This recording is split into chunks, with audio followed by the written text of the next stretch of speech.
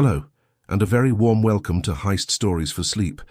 I'm so glad you're here, ready to let the day fall away. In this space, we tell stories of patience, quiet observation, and grand plans that unfold like secrets whispered in the dark. There are no jumps here, no gore, just a calm, unhurried story to guide you toward rest. So find a comfortable position, let your body feel heavy and supported, and just listen to the sound of my voice.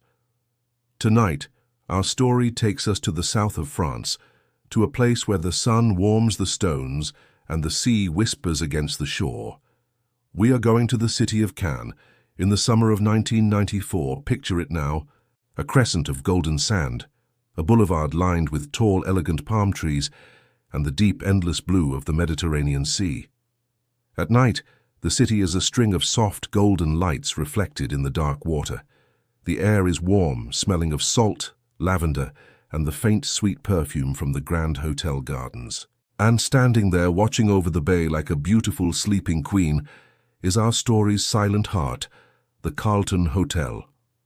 Let your mind drift there, to that gentle coast, under a sky full of soft, distant stars, and let the story begin. The Carlton Hotel in August of 1994 was more than just a building. It was a living piece of history.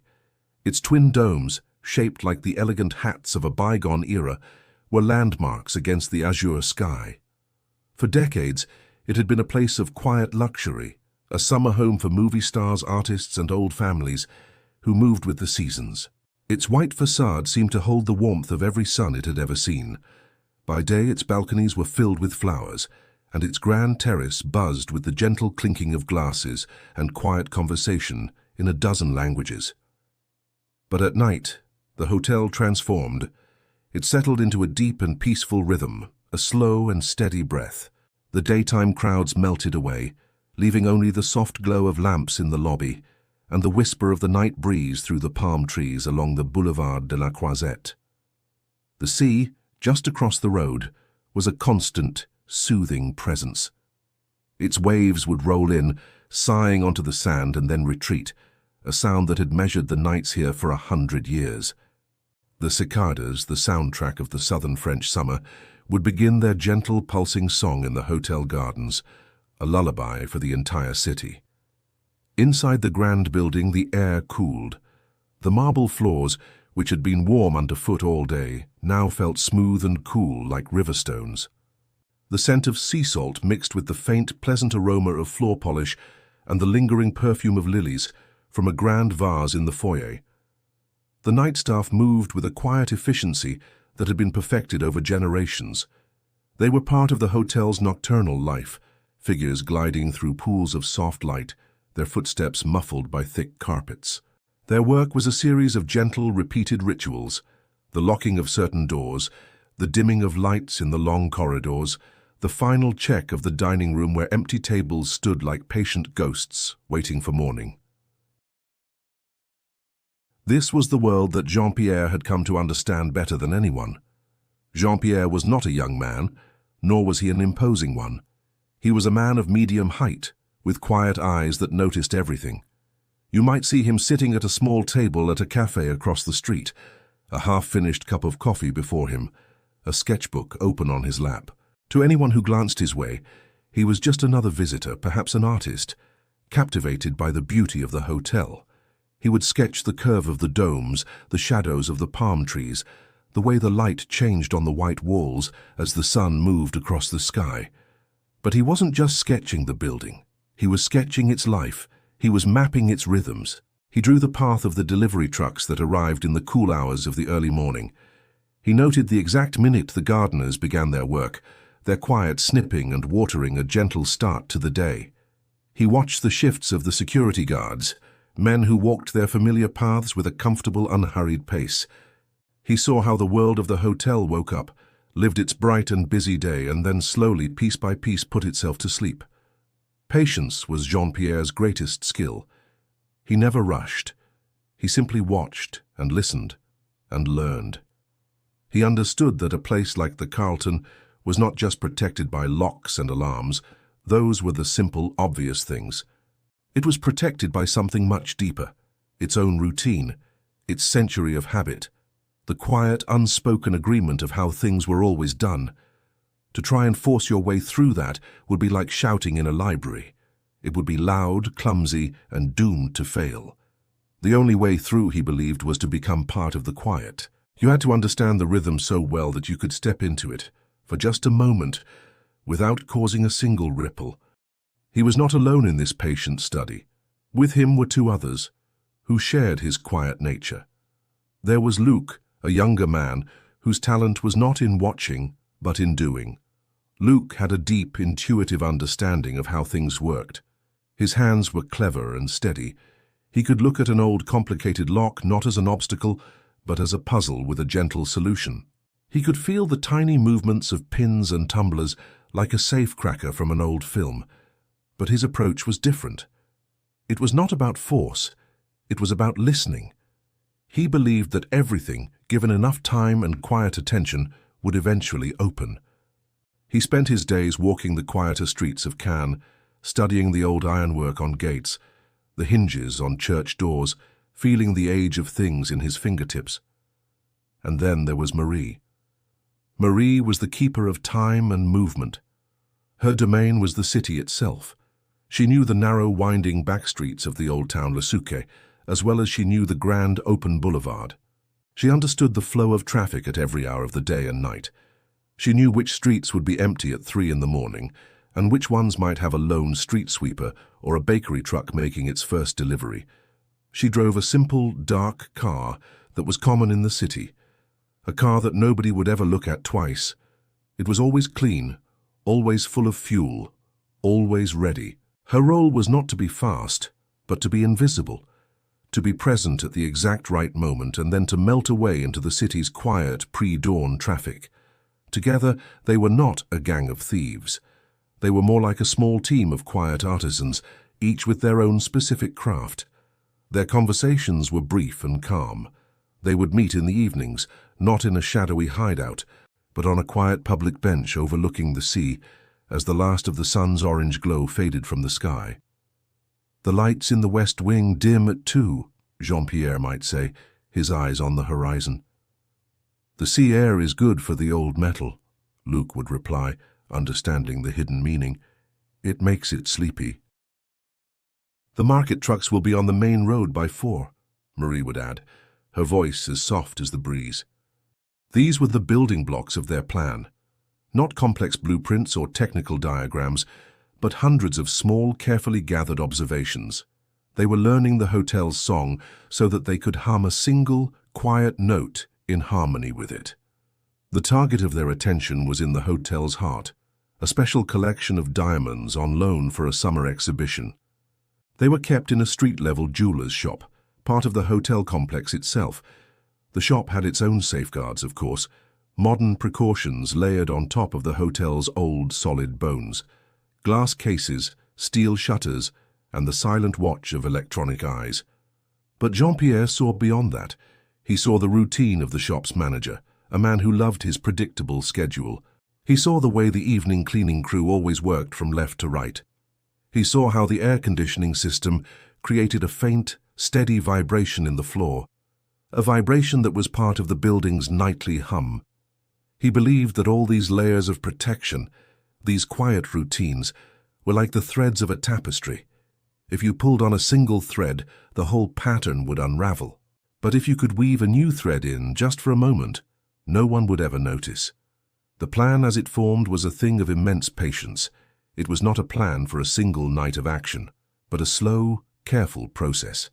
It required a deep respect for the place they were observing. They were not invaders preparing an attack. They were more like students, learning a difficult and subtle language. They learned the groan of the old elevator, the sigh of the hydraulic doors in the service corridors, the exact pitch of the hum from the large refrigerators in the kitchen. Each sound was a word, a piece of the hotel's story. They spent weeks, which turned into a month, and then 2, simply existing on the edges of the Carlton's world. They walked the same paths as the tourists, ate ice cream on the same benches, watched the same sunsets. But their eyes saw differently. They were looking for the spaces in between, the moments when one system handed off to another. The split second during a shift change when attention was naturally softer. The way a sea mist could roll in some nights, muffling sound and sight, wrapping the whole boulevard in a soft grey blanket. Luke practiced his craft far away from the hotel, in a small, quiet workshop. He worked with old clocks, intricate music boxes, and discarded pieces of machinery. His work was never about breaking things, but about understanding them. He learned to feel the slight release of pressure, the tiny click that signaled a mechanism was ready to yield. He learned the art of gentle persuasion. He believed every system had a state of rest, and his job was to find it, to encourage it, to let the system relax and open on its own terms. He was a locksmith of the soul, coaxing metal and circuits to dream. Marie, in her turn, made countless drives through the sleeping city. She practiced not speed, but rhythm. She learned to merge with the sparse traffic of the night, to move like a fish in a slow-moving river. She knew the timing of every traffic light, even the ones that just blinked yellow after midnight. She found the perfect parking spot, a place of deep shadow a few streets away, a place that offered a clear view but was itself unseen. Her car became a part of the city's quiet night furniture, unremarkable and overlooked. As the height of summer arrived, the city was full and vibrant. The days were long and hot, the nights were warm and fragrant. The time was approaching.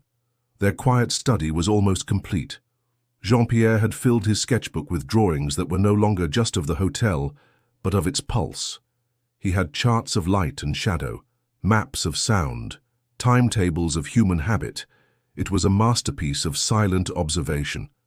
One evening, as they sat on their usual bench, watching the lights of the yachts bobbing gently in the harbour, Jean-Pierre finally spoke the words they had all been waiting for. He did not say, "Tonight is the night." He simply looked at the Carlton, its white walls glowing in the twilight, and said, "It's ready to dream." Luke nodded, his gaze fixed on the hotel's twin domes. "And we can dream with it." Marie looked at the road, at the first of the evening's headlights sweeping along the curve of the bay. "The roads will be quiet after 3, she said. It was all the confirmation they needed. Their long, patient wait was over. The quiet work was about to begin. The approach began not with a rush of adrenaline, but with a deep collective breath. It was as if the three of them were breathing in sync with the sleeping city. The moon was a pale sliver in the sky, casting just enough light to turn the sea from black to a soft, shimmering grey. The air was still and warm, heavy with the scent of night-blooming jasmine and the ever-present salt of the Mediterranean. Jean-Pierre and Luc left their small, anonymous apartment separately. They did not walk together. They moved through the quiet streets like two drops of water, finding their way to the same river. Jean-Pierre walked along the main boulevard, the Croisette. He kept his pace slow and even. He looked like any other person enjoying a late-night stroll, perhaps unable to sleep in the summer heat. He passed the grand facades of the luxury shops, their windows dark, their treasures sleeping within. He felt the gentle sea breeze on his face, a soft, caressing touch. He was not nervous. He was calm, focused, and utterly present. He was simply another quiet thought in the mind of the sleeping city. Luc took a different route. He moved through the narrow back streets, his soft-soled shoes making no sound on the cobblestones.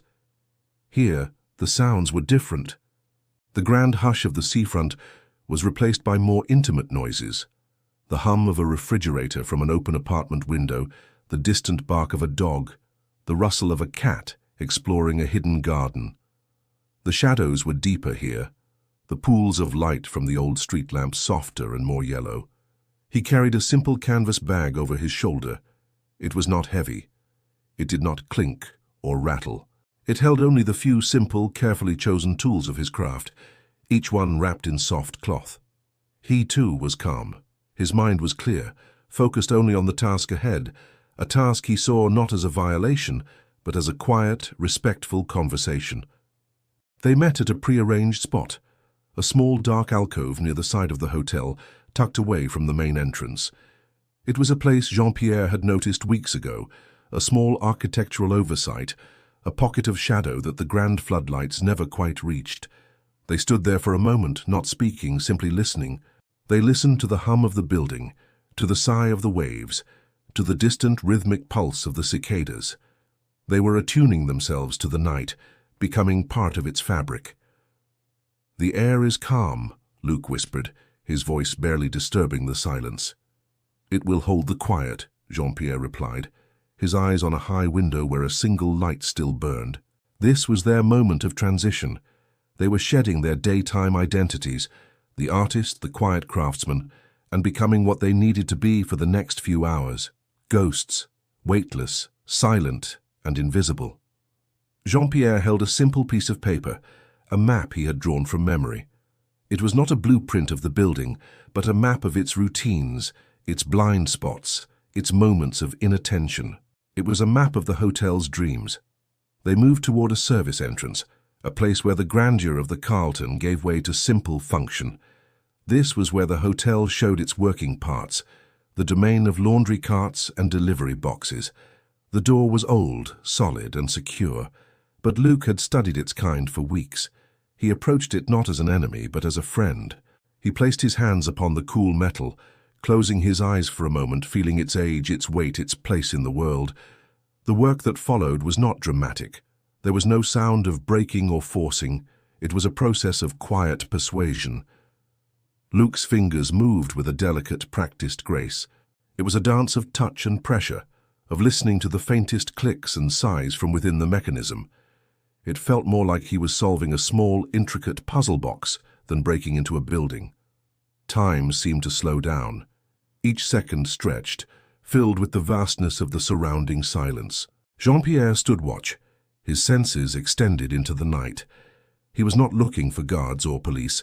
He was listening for any change in the rhythm of the world around them. A car engine starting unexpectedly, a distant shout, a light turning on in a window where it should be dark. Any sound that was out of tune with the night's soft song, but there was none. The city and the hotel slept on undisturbed. And then, with a click so soft it was more felt than heard, the old lock yielded. The door opened just a fraction, releasing a breath of cool, conditioned air that smelled of linen and cleaning supplies. They had not broken their way in. They had been let in. They had spoken the building's quiet language, and it had answered. They slipped inside one after the other, and the door clicked softly shut behind them, leaving the warm, sleeping night outside. They were now inside the sleeping giant. Inside, the world was different. The air was still and cool, and the silence was deeper, more profound. It was a silence made of thick carpets, heavy curtains, and long, empty corridors.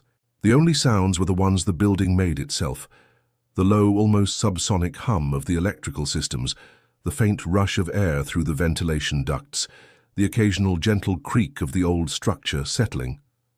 It was as if they were moving through the hotel's very bloodstream, listening to its slow, steady heartbeat. They did not use bright flashlights. They had small, soft lights that cast a gentle, diffused glow, just enough to see the path ahead. They moved slowly, their steps perfectly synchronized, their bodies casting long, fluid shadows on the walls.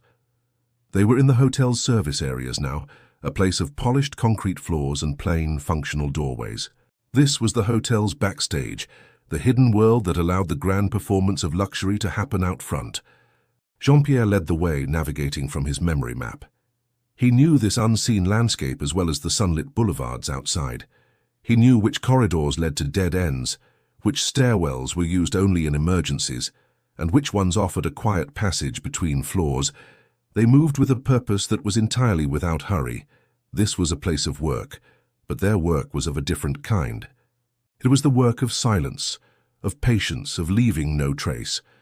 Their destination was the ground floor where the jewelry shop was located, but they did not take the direct route.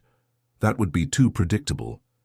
Instead, they took a winding path, moving up one floor and then down two, using stairwells that were rarely touched.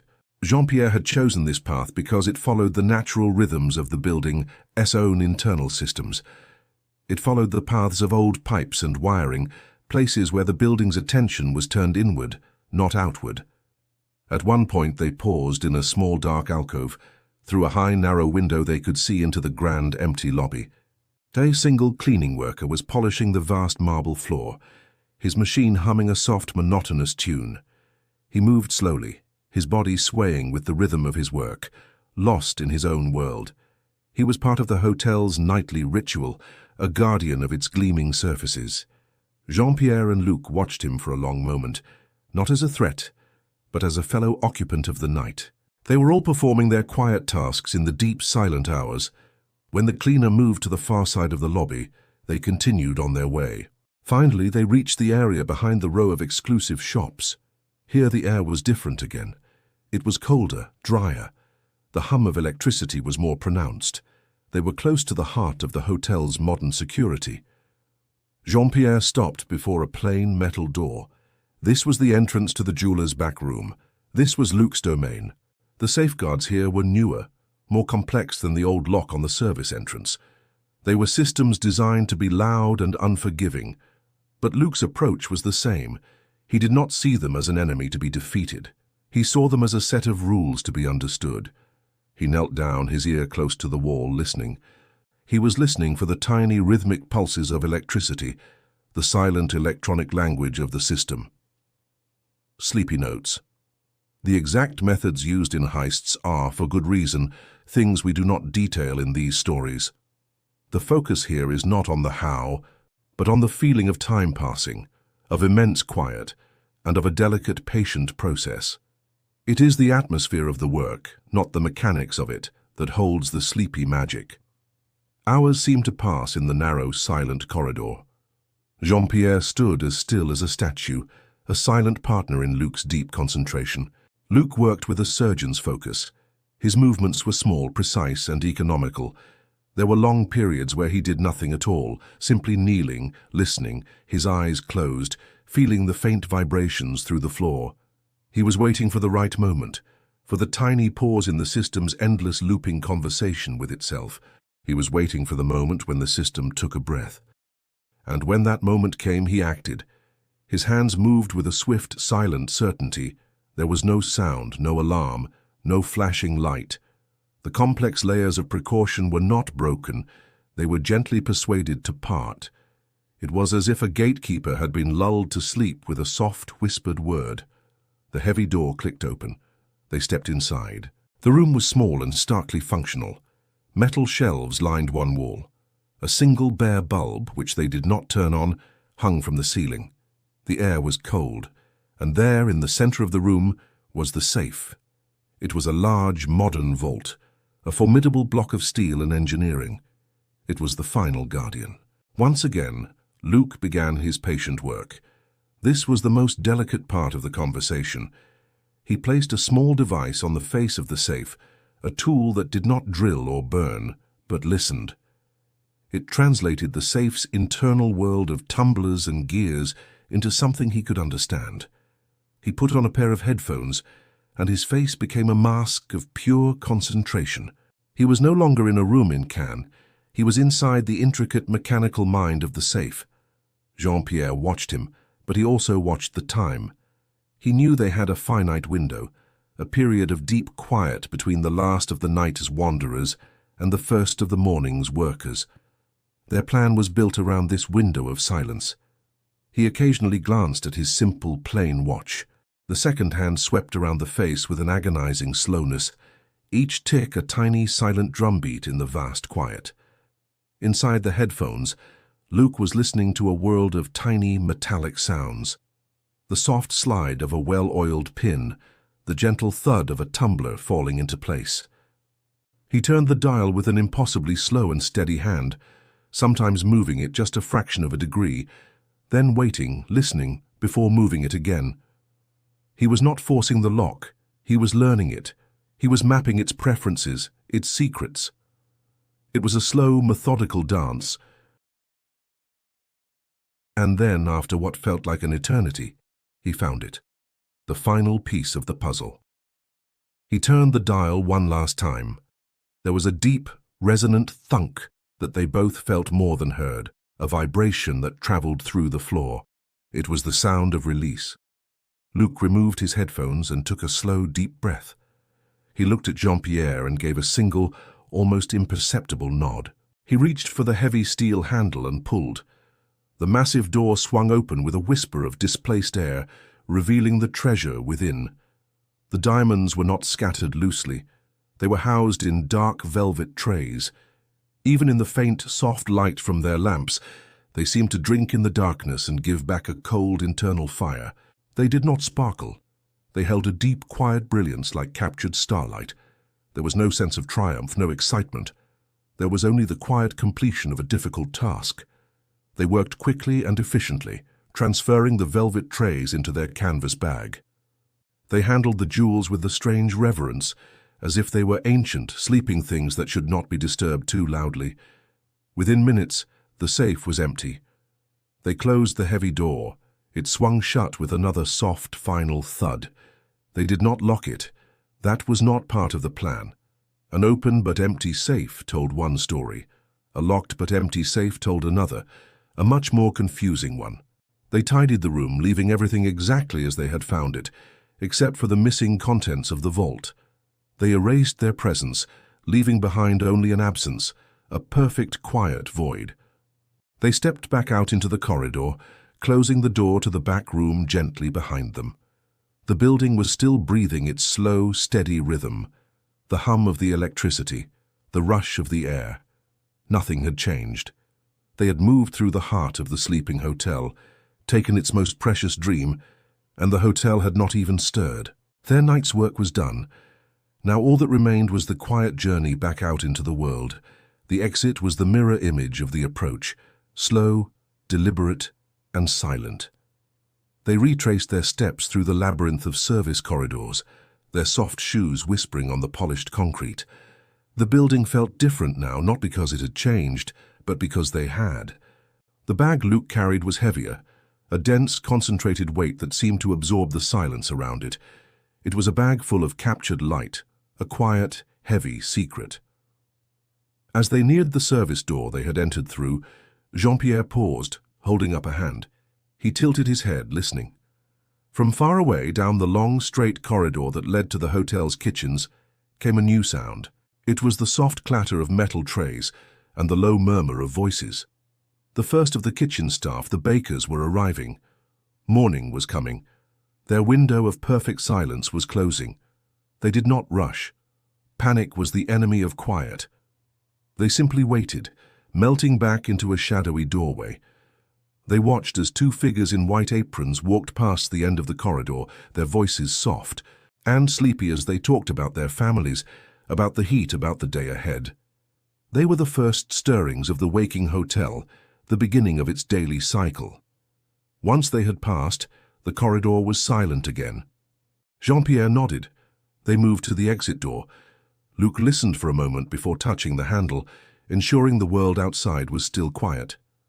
Then he opened it. A wave of warm, humid air washed over them, carrying the scent of the sea.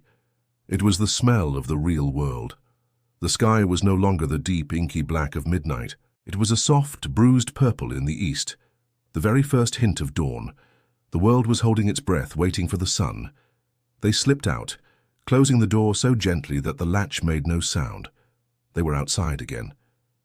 They stood in the dark alcove for a moment, letting their eyes adjust. The street was empty.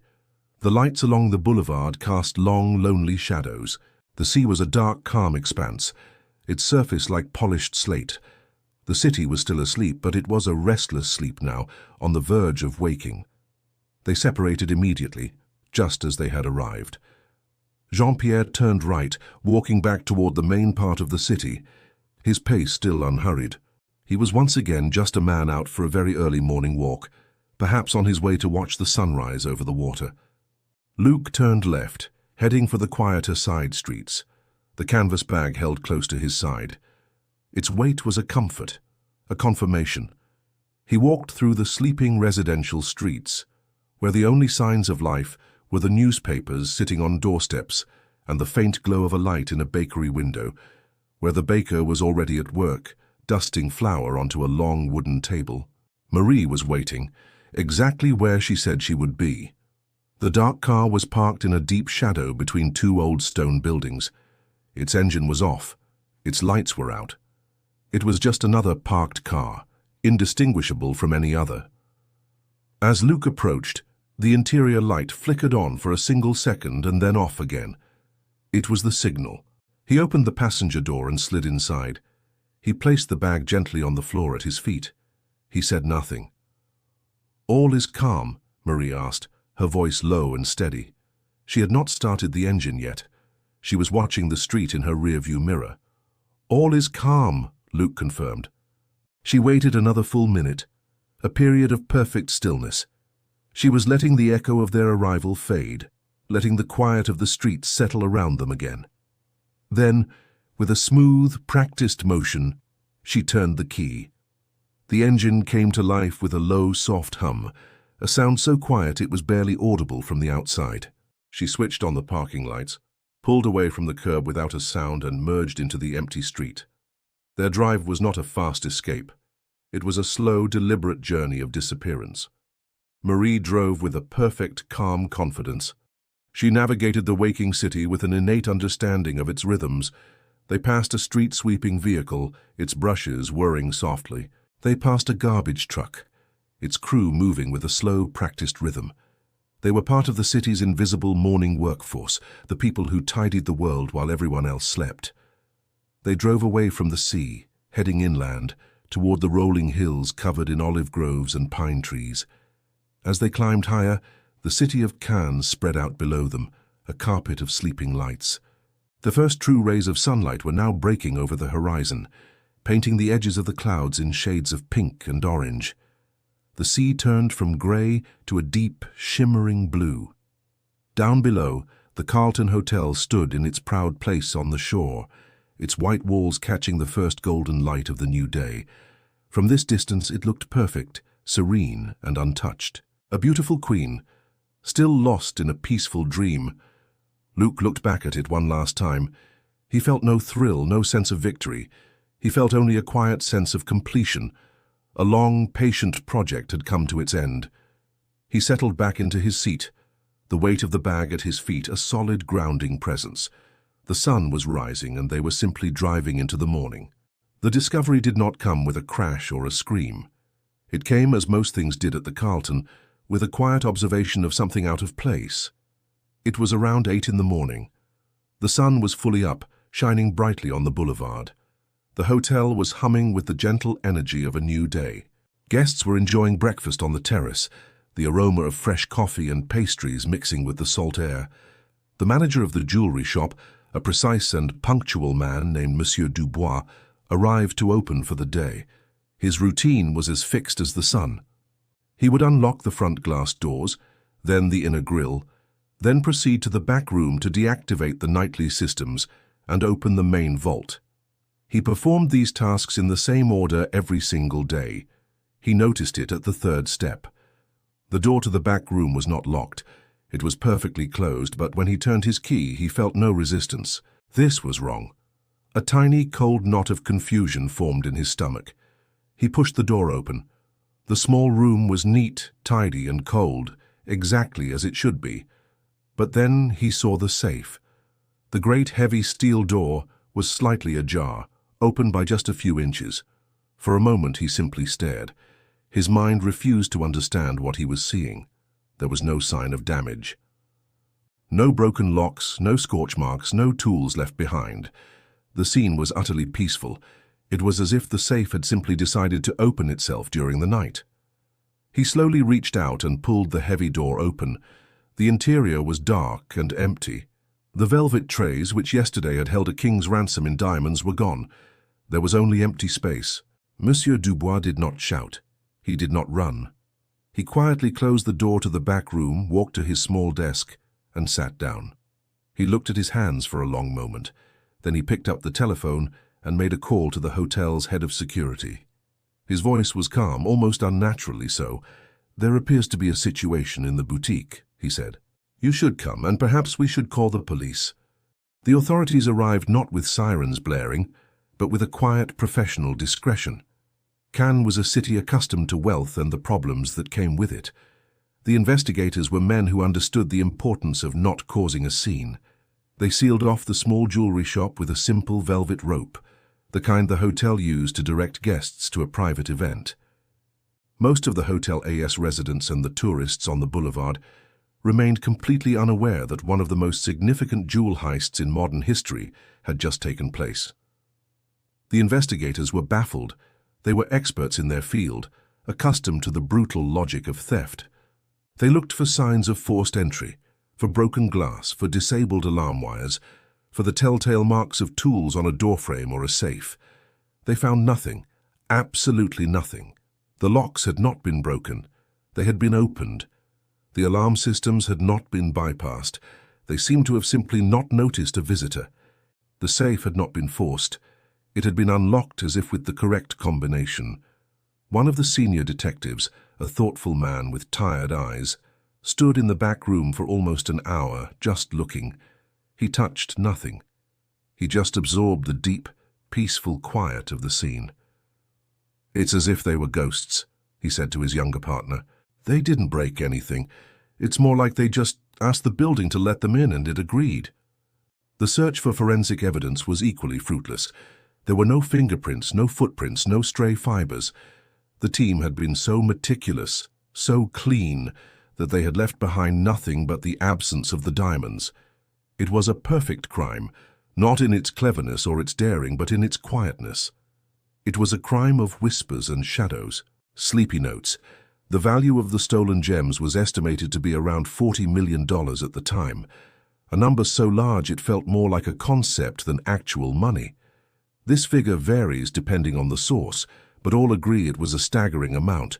The fact that such a fortune could vanish without a single sound or witness only added to the legend of the heist. The investigation spread outwards, of course.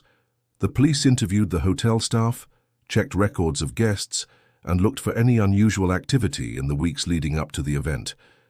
But they were looking for noise, for something out of the ordinary. The quiet, patient work of Jean-Pierre, Luc, and Marie had been designed to be ordinary. A man sketching in a cafe, a young man admiring old architecture, a woman driving her car. They had been hiding in plain sight, their true purpose invisible to everyone. The story became a local legend almost overnight. It was told in the cafes and bars along the coast. People spoke of a ghost thief or a magician. The lack of violence, the absence of any clues, turned the crime into a piece of folklore. It was less a story about a theft and more a story about an impossible, elegant mystery. The Carlton Hotel itself seemed to absorb the event into its long and storied history, just another secret whispered in its grand corridors. And what of our three quiet artisans? What became of them and the starlight they carried in their canvas bag? The truth is, no one really knows. They were never caught. Their names were never connected to the crime. They achieved the ultimate goal of their patient plan. They disappeared. They melted back into the world from which they came. Perhaps Jean-Pierre went to another beautiful city by the sea, to sit in another cafe with his sketchbook, this time drawing only for the pleasure of it, his mind calm and full of memories of a perfectly executed dream. Perhaps Luc returned to his workshop, to his old clocks and music boxes, finding satisfaction in the quiet click of a well-made mechanism, his hands remembering the feel of the Carlton's sleeping heart. And perhaps Marie found a quiet town in the hills, far from the sea, where she enjoyed the simple pleasure of driving on open roads, with nowhere in particular to go the rhythm of the engine, a soothing, familiar song. The diamonds themselves were never seen again, at least not in their original famous forms. Like their temporary guardians, they too vanished. It is likely they were broken down, recut and sold off piece by piece, their brilliant light scattered across the world. They became part of the quiet, unseen flow of precious things, their grand history, a secret held only by their new owners. They were no longer the Carlton diamonds. They were just diamonds, anonymous and beautiful, their fiery brilliance a mystery in 1,000 different settings. The heist at the Carlton in the summer of 1994 became a story without an ending. It was a perfect circle. It began in quiet observation and it ended in quiet mystery. There were no arrests, no dramatic trials, no final revelations. There was only the story itself, a testament to patience, to stillness, and to the idea that the greatest treasures are sometimes guarded not by steel, but by simple, predictable routine. and that a quiet, whispered question can sometimes be more powerful than a battering ram. The mystery was, in the end, the most beautiful thing they left behind. And so our story comes to a close. Back in Cannes, the night has fallen once more. The Carlton Hotel still stands by the sea, its domes lit against the dark sky. The palm trees still rustle in the gentle breeze from the Mediterranean. The waves still whisper on the shore, washing away the footprints of the day. The hotel holds its secrets, as it always has.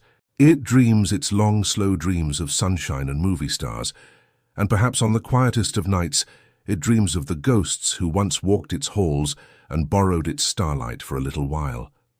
The world of our story is now deep in a peaceful sleep, and perhaps you are too. Thank you for joining me here tonight in this quiet place. I hope this story has brought you a sense of calm and gentleness. It's always a quiet joy to think of people listening all over the world. If you feel like it, you can leave a soft comment to let me know where you're drifting off from tonight. But for now, there is nothing left to do but rest. Let the last pieces of the story fade. Let the quietness of the night in Cannes become your own quiet. There is nowhere else you need to be. You are safe, you are comfortable, and you are ready for sleep. Good night. Sleep well.